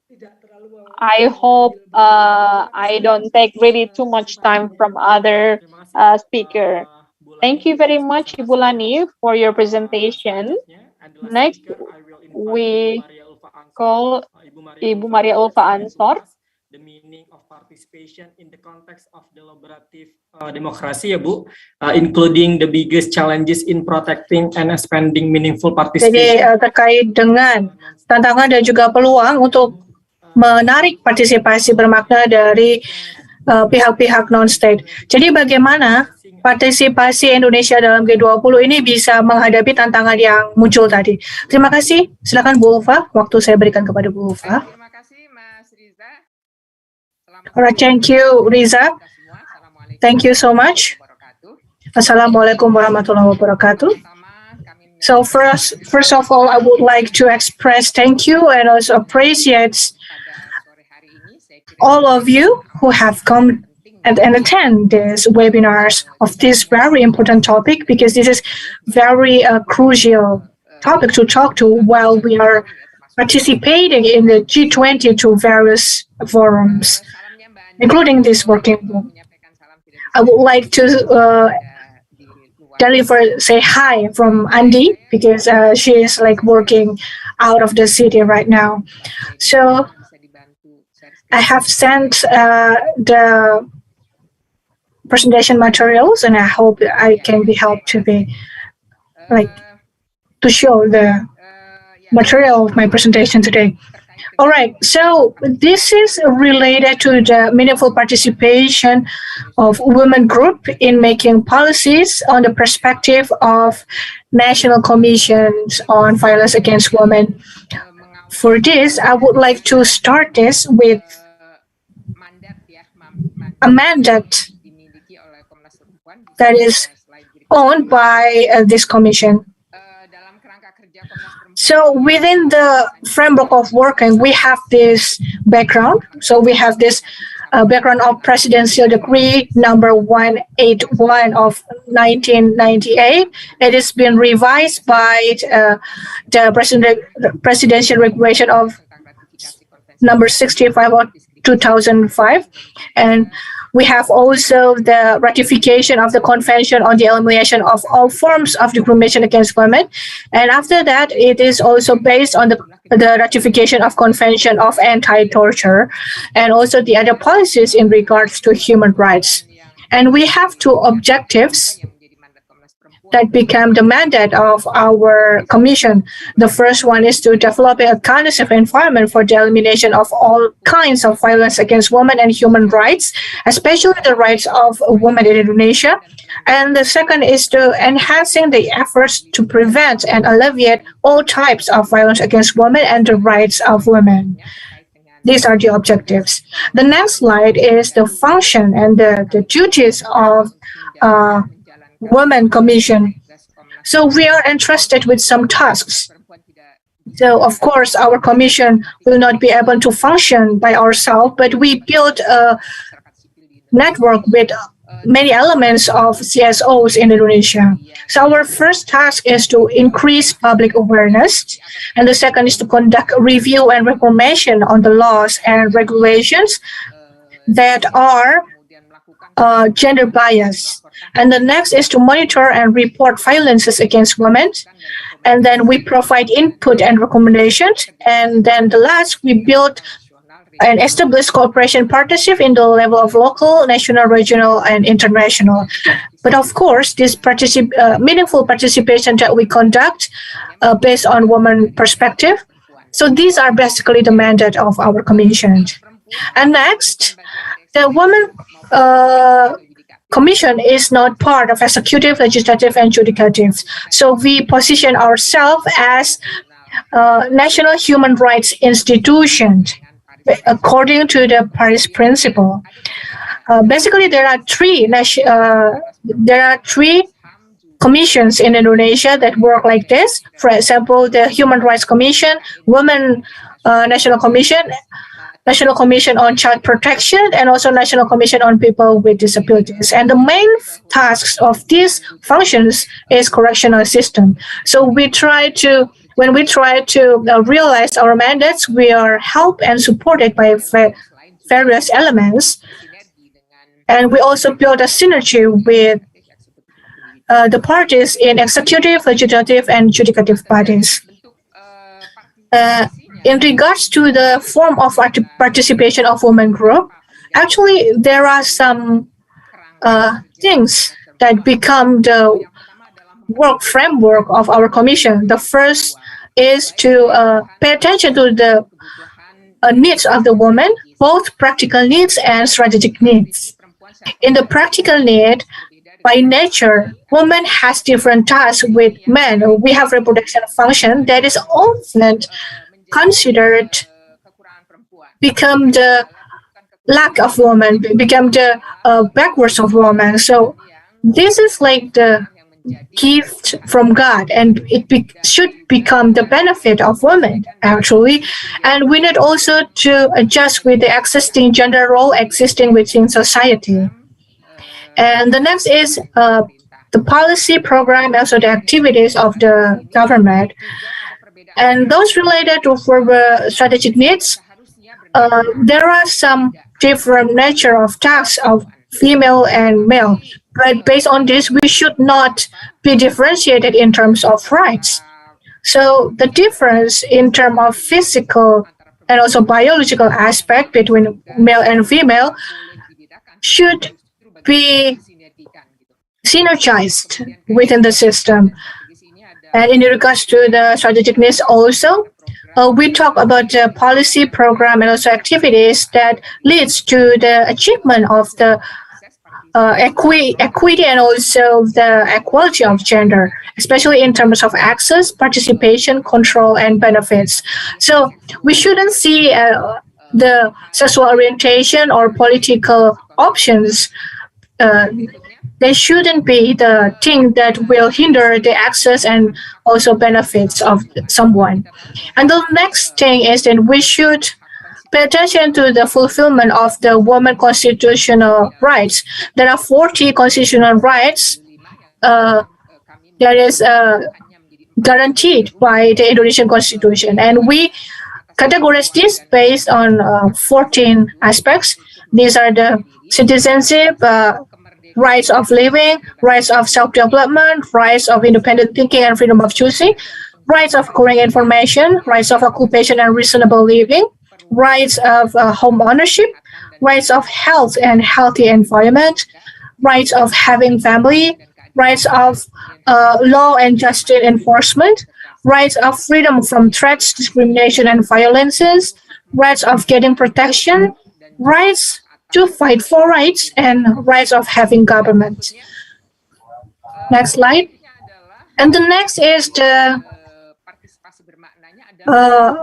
other meaningful participation of our commission is to surveil the implementation of the law in regards to gender equality and justice. These we have already laws that ensure our constitutional rights, the women constitutional rights, and not only women but also the men constitutional rights. So we have already this, for example, the law number 68 of 1958 about political rights of women. And other than that, we have CEDAW. This is ratification in law number 7 of 1984. And then we have also national election number 23. So this contains about how the participation of women is given a quota or also room or space. So this is one of the real action of women participation. And we have also Presidential Instruction number 9 of 2000 in regards to mainstreaming of gender in national development. This is also an important part that needs to be monitored. Number 7, we also have the law of violence, domestic violence, because most of the victims are women. We have also the regulation of the Ministry of Law and Human Rights number 15 of 2008. So we actually mentioning the guarantee that there will be no problem in regards to gender equality, including women leadership. So when we talk about gender perspective, we should not see any discrimination in women participation either in development effort or in many levels. And we also have law number 21 of 2007 about human trafficking. And number 10, we have also law number 12 of 2022. This is in regard to a sexual violence law. If I can mention, this is one of the law or the first law in regards to crime of sexual violence that is actually monitored and surveillance by the civil society and also our commission. There are a lot of struggles in the ratification of this law, and it's already ratified last month. And we are also grateful that this law has been using the perspective that is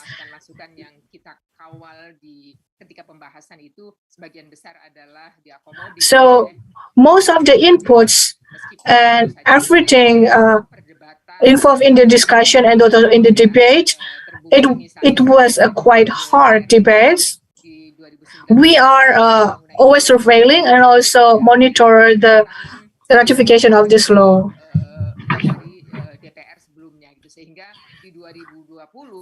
In 2022, we really started from zero in the process of this law's discussion until its ratification. And other than that, we, at the other form of the meaningful participations is we try to campaign the gender justice and gender equality in various forums and in various opportunities by using this kind of perspective. So we try to promote the values of gender equality and justice because this is not go against our constitution and also existing policies. Instead, it brings up the welfare of people by realize the social justice of all Indonesian people, just as stated in our Pancasila number 5. And this is also not against the law and also the faith of religions, because there are still actually parties that say that gender equality and justice is against religions existing in Indonesian society, especially in those groups we call the extreme group. And then we also try to foster the values of gender equality and justice in various strategic sectors. So we try to make this into a mainstream to advocate the policies both in national and local level. And then we try to create creative gender equality justice and justice content that is creative and progressive. So we try to create a lot of contents involving all millennials, public of millennials. They were creating a lot of contents that attract the attention of the public. And we also try to disseminate contents with the spirit to empower the victims of women. So we try to make sure that all of the regulations are on the side of the victims. And in regards to the violence against women and the challenge, we can say that so we are often facing a lot of challenges, but with the solidity and also synergy in our advocating network, we can work on it even easier. So these are some of the challenges. And this is quite well documented here in regards of the personal experience of women. So there is the number of violence against women in the domestic level. In 2020, there is a hike of 18% of sexual violence in personal and also public level, especially in educational sector. And then we also have the hike of 3 times in 2020 in regards to online sexual violence. So pre and post pandemic, this is quite increasing a lot. And then we also meet a lot of cases that we called the case as the long-term case. So these are conflicts related to natural resources, land conflict, and also development project. We have a lot of criminalization of women and victims of women, and also the human rights defender of women that are involved in a very long legal battle, and even their cases became expired because there is no enough effort to finish it. So after the submission of the case into our commission, we can see that from 2015 until 2021, there is a significant increase of this violence against women, especially in the last 2 years during the pandemic. So this is a report in regards to violence against women. And in 2021, we have 2,592 reports towards our commission. And of course, this number is only the reported cases. And we can make sure that actually, when we use the approach of the point of view of our commission, this is actually only a small fraction of what really happens in the field. And then, next slide. This is another challenge. So we have low response capacity. This becomes our challenge and become our concern as well. And this thing is even often faced during the pandemic era, especially in terms of a service mechanism and also a service pattern from all offline to online, because we don't have actually well spread infrastructure, and it is not well balanced inter areas, and we have also the access of we have limited access of the victims to our technology. And then the next challenge in terms of this is that we have shorter offline service, while victims actually require more direct and also face-to-face intervention. And in the pandemic online, this is actually quite difficult. And the next is that there's additional cost for health protocol, and the safe house capacity is decreasing a lot during the pandemic. Next, the women facilitators has a really high fatigue because there are a lot of cases happening during this period, and we have also need to maintain the condition of health and also family, and there is this heavy domestic load and burden for the facilitators. That's why it's quite difficult for the facilitators to overcome all of these obstacles. And the next is in regards to the issue that gets a lot of attention of public in 2021. The first one is the sexual violence bill and other bills. Maybe you can check it out later. And then also in regards to discrimination, this is violence. This is religion-based violence. This is some of the issues. And then the next is the dominant issues that we are facing in Indonesia. The first one is the sexual violence. It keeps increasing in terms of number and types. So the data of 2016 to 2021, every day there are 8 women being raped.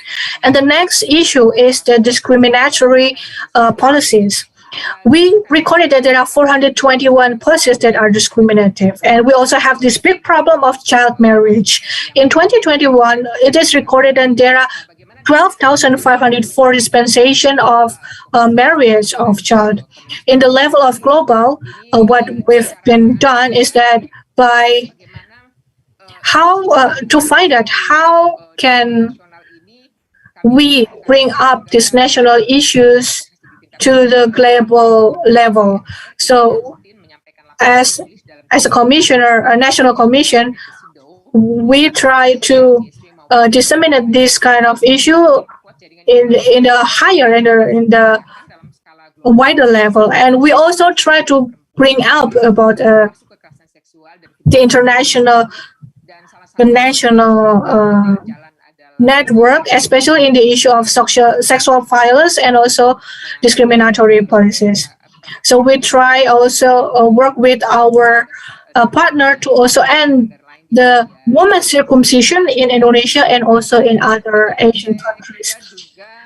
And that, in regards to the challenges that is quite specific in Indonesia, the first one is the minimum rights of women as the main working indicators and also key actors in the society. And then the second issue is that the strengthening of the fundamentalism and conservatism. There is a great debate about this. So the extremist parties and also there are our parties, they try to, for example, we are trying to do judicial review in regards to this. And then we also have challenge of digital era transitions because there's this imbalance of digital access in Indonesia. And the last one is the understanding of CEDAW. This is not really good. So the government needs to review deeper into CEDAW so that they can enable all of the commissions to fight for the rights of the woman, especially. And the next is I will talk about the law number 12 or 2022 in regards to the crime of sexual violence. So at least there are 6 key elements of this law. This in regards to prevention, crime, sanctions, specific procedural law, victim rights, and or recovery, and also surveillance.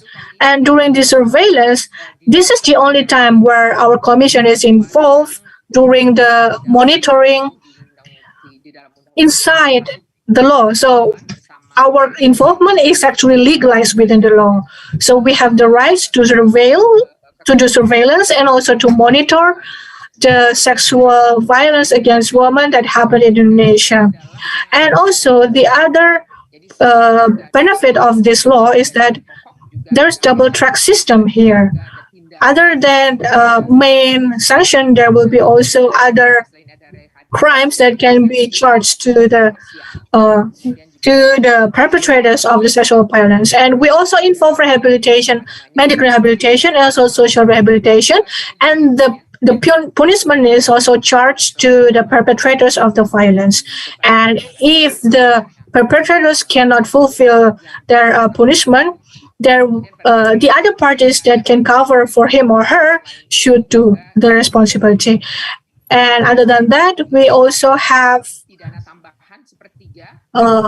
additional charge for the perpetrators if it is, for example, conducted in the family.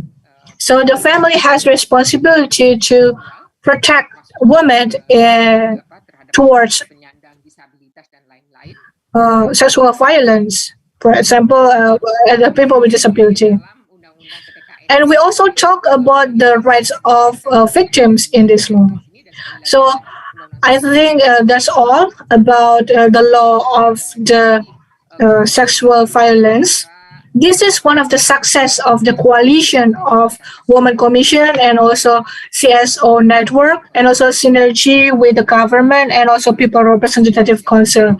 That's all what I can say. Thank you so much for your attention. Assalamualaikum warahmatullahi wabarakatuh. Bu Ulfa ya atas presentasinya yang cukup detail gitu ya. Bapak Ibu semua, Thank you for your detailed presentation, ladies and gentlemen. I would like to request your time, about 10 minutes. We will have two questions to elaborate the discussion that we have. So at least we already have some questions from the participants. So I would like to take only one question, which is having the correlation between Mr. Solihin, Mr. Jagat, Ibu Lani, and Ibu Ulfa about how to develop strategy from the civil society to involve actively in making the policy, especially in the digital context. So there is a question from Ibu Ani Tanjung. There are two questions, by the way, that becoming the conclusion that we can wrap up. We know that there is a challenge about the participation for the people to shift from the real world to digital. So is there any change about the culture of the people when they have the digital life? Because normally offline to online, because the ability to understand the digital, not all of the people understand about that. So we need to know about the culture, the shifting of the culture of the people in the digital era.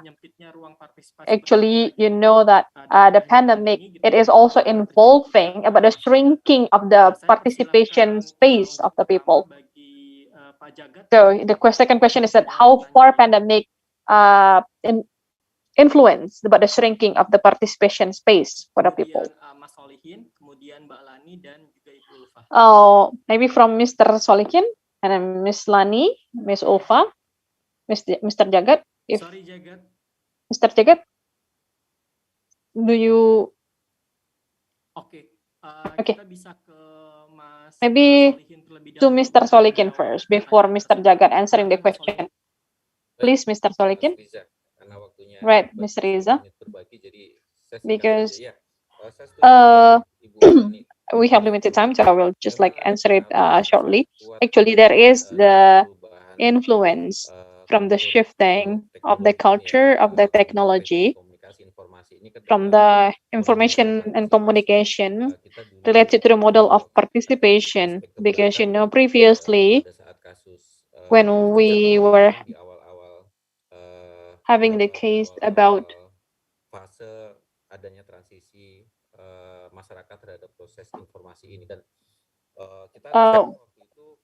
there was at a time we got the information and also asking for the support. It was easy. Even now, we also feel the same way for acquiring support and also finding information. It is really fast, but we will have problem if we talk about how to do the lobby intensively with the policymaker. Because there is a thing which is not easy to be done when we have the distance, because when we have the digital way. But in building the information and giving the education for the community and encouraging their awareness, it is so easy to use the digital way. So the point is that not only in this digital era, not only we are getting the support and making the movement, but in another side, in making the policy, they will have certain strategy or certain group of people in a political way, they will also have certain way. So this challenge in development, we need to encourage the civil society to give them new strategy, the new way about how to communicate their ideas. And what is important also about the awareness of a government, how to build the participation, because the strong support and encourage from the public and also including the parliament, not only giving this uh, big space or aspiration or inspiration and accountability related to the aspiration given, so it will be meaningless. So I can give the example, one of the way which is encouraged online or offline. When there was the discussion related to the job creation law, how many victims and how many damage, but the government still having no they didn't change their policy. So that's the challenge. So the government here not only building the awareness, but they also need to learn about absorbing the information and accumulating how to adopt that to the policy. So we will have the correlation between the advance of technology and also related to the policy making in the government about the governance itself also and absorbing the aspiration of the public. So that's from the public.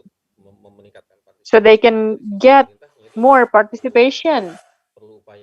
But from the perspective of the government, they will have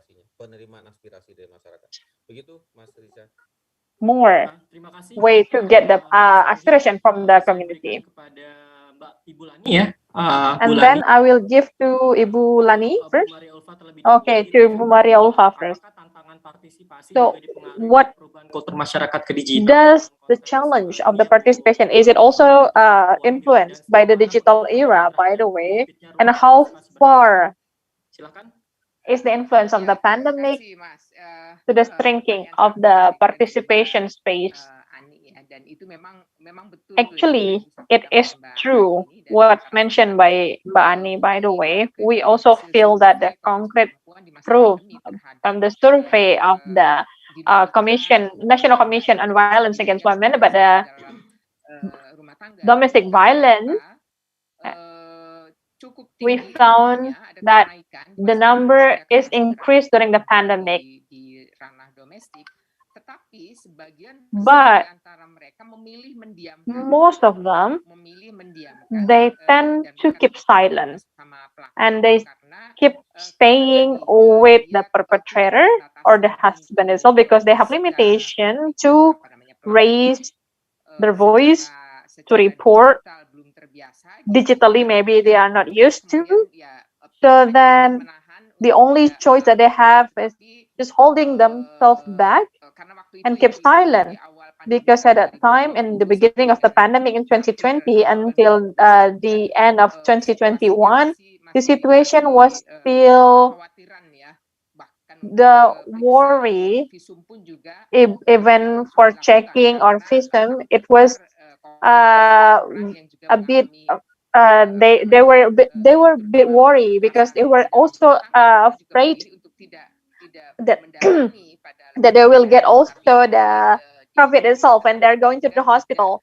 So that's why they keep silent and not reporting them, and they are not using the digital report at that time, because at that time it was not being started. It was just transition time. So now in the era of the end of 2021, now they have the awareness and they know how to report about the pattern. So they can have the IT, they can have the IT, so they don't have to report it physically or offline about what happened to them in their domestic life.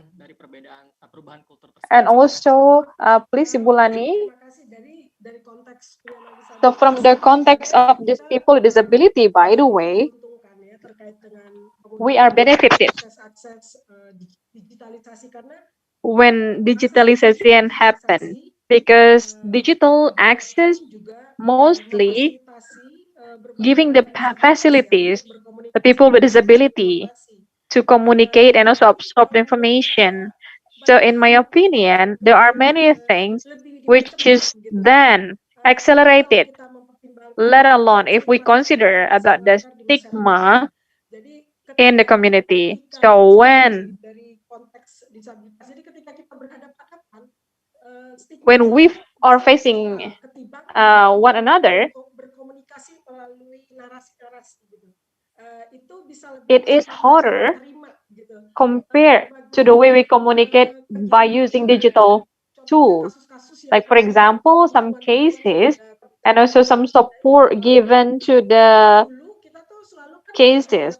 Because previously, when we are face to face with the legislator and other parties, it was really hard because we are facing them directly. The stigma is still really thick. But when we are using the digital platform or something else related to the online things, it is slightly, it's faster than before. So related to the representative, the physical representative, it's harder. So for us, is making our life easier for having the digital tool to report. So we can move to Mr. Jagat, by the way. In a global context, do you think there is a challenge in participation which influencing from offline to online in the context of pandemic? How far those conditions influencing about the shrinking of meaningful participation space for people? Sir, please, Mr. Okay. Jagat. Thank you so much. I think these are very, very important questions for us and needed to be also really deliberated well. If we look at my experience, if I trace it back for last 15 to 18 years, I think as a community, we also started talking about ICT for development, that is information, communication, and technology for development. So it took years to really, get understanding of how this technology has a relationship in terms of participation, in terms of inclusion, in terms of connecting with each other. I think we have moved over a period of time. We have improved over a period of time. And in terms of COVID pandemic time, I think when that real physical space got constrained, so that's how it opened up the space for people connecting online, maybe through mobile services, maybe through social media, or maybe through email communication, or for that matter, even giving a call over mobile to people. So even if we look at WhatsApp, if we look at any such platforms, there have been meetings held on those platforms as well. Earlier, at one point of time, we used to have only Skype as a communication, for online communication, organizing our meetings. So we have moved from one stage to another stage over a period of time. So it, of course, will take time. It needs a culture shift, and in a way, in certain places where people are probably they don't have access to the device, then there is apparently exclusion of that community. So it has to be both offline and online to have that transition happen, and then we have seen that how transitions has been happening over a period of years. But it's a difficult one, and it takes time. and by using digital tool, which where we need to really promote inclusion, not exclusion. So that needs to be really kept in mind over a period of time. So that's a cultural shift, and as well as focusing on inclusion. The second one, which if I understood correctly, was the first one is how to develop a strategy and policy in on civic space related meaningful participation. If that is a question, whether that was a question, I think I will just say one line on that. I think the context plays a major role, and as per the context, one needs to adapt to. One needs to really see that what is real, value addition, and what is real, the process and practice need to be adapted, keeping in mind that context. So that's where the strategy and tactics come to play. Thank you.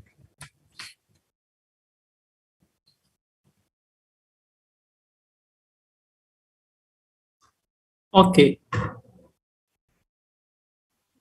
Terima kasih. Thank you very much, Mr. Jagat, Jagat atas jawabannya. for your answer. Saya pikir kita I sudah sampai think di akhir we acara, already gitu ya. come to the Karena end of durasi our ini discussion sudah because selesai, actually we already finished. sudah molor 30 menit gitu ya. Okay. Tapi Actually, saya it is already mau delayed kasih satu 30 minutes, ini lagi, satu but ruang I buat would like to pendapat give kita untuk one more berikutnya, space for all panelists gimana mendorong partisipasi about anak how to guna encourage juga the meaningful participation dalam konteks implementasi in the context of ruang implementation masyarakat sipil kita to gitu ya. extend Baik itu dalam the konteks civic space global, for the civil dalam society, konteks kelompok whether globally disabilitas, context baik itu dalam or the context of people with maupun disability dalam or the konteks woman context penyusunan or kebijakan gitu ya, regulasi. in regulation Saya making persilahkan or dari policy Mas making. Solikin So untuk I give the statement. floor to Mr. Solikin for your closing statement.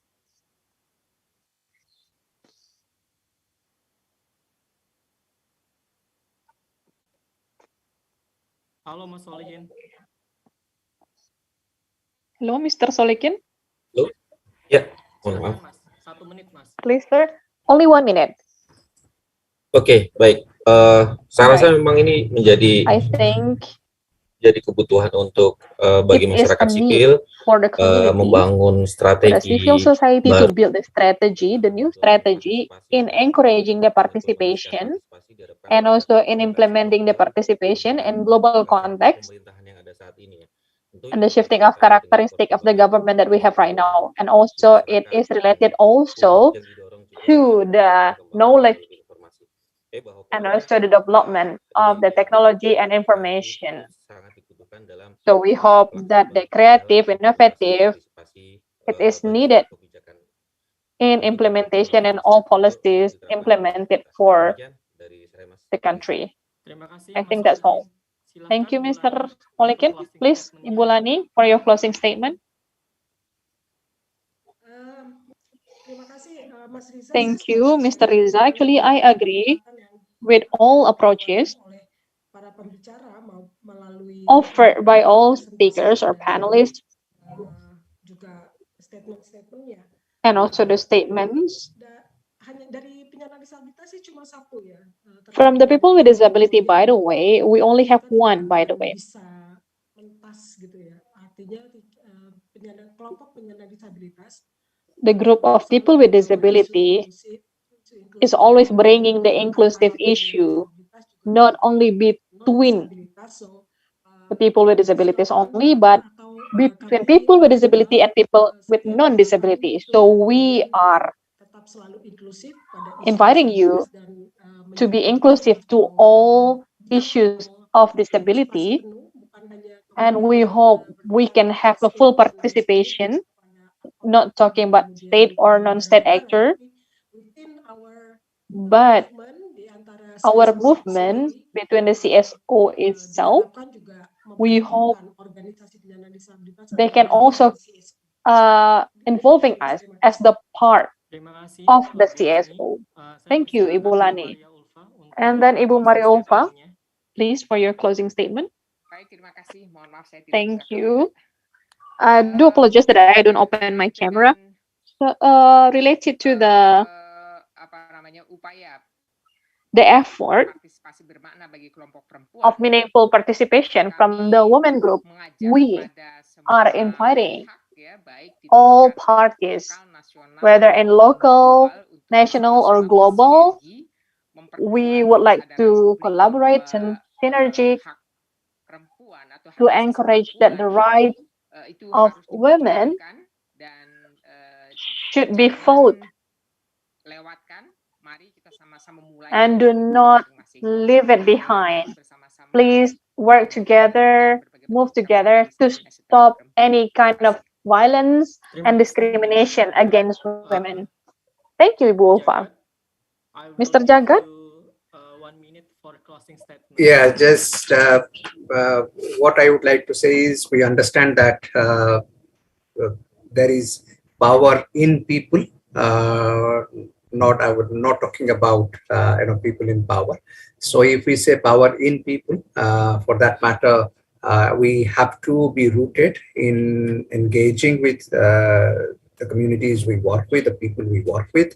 Then we do evidences gathered from their experiences, and then do research and policy analysis. And we need to also see where we can bring in value addition to the debate and discussion. So if needed, bring in various social constituencies, the women, youth, various other excluded, marginalized groups, persons with disability, and key actors to engage in those discourse and discussion. Then be propositional with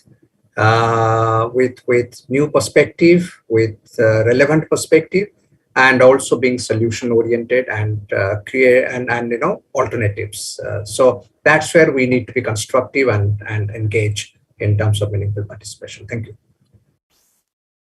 Thank you, Jagat. Terima kasih untuk para. Thank you very much for all the panelists. Before I close the discussion, I would like to say thank you to all distinguished ladies and gentlemen, to all the speakers, Ms. Gita, Mr. Maftu, Mr. Solikin, Mr. Jagat, Ibu Lani, Ibu Maria Ulfa. Actually, I would like, so I really enjoyed the discussion this afternoon, and I hope all participants can get the knowledge and also enjoy the discussion, whether from morning, afternoon, or evening. So I do apologize if I cannot take all the questions that you are raising, but I also would like to invite all of you, all the organizations, civil organization in the world, to be involved in the C20 Indonesia, especially in the working group of education, digitalization, and civic space. In this month, especially for the sub-working civic space, we also do the next webinar. And then for the next month, we will also do the consultation in a global level and also arranging the perspective for the policy. So thank you very much, distinguished ladies and gentlemen, for coming for at our discussion this afternoon. Stay healthy, even though we're still in the pandemic situation. We hope that you already be able to do your daily activity after this. Good afternoon, good morning, good evening for everyone, all the audiences. Thank you very much for attention, and thank you. Thank you so much. Terima kasih semuanya. Terima Mas kasih Mas Riza, Riza. terima Thank you so kasih much. semuanya. See you in the next Thank you so meeting. much. Bye-bye.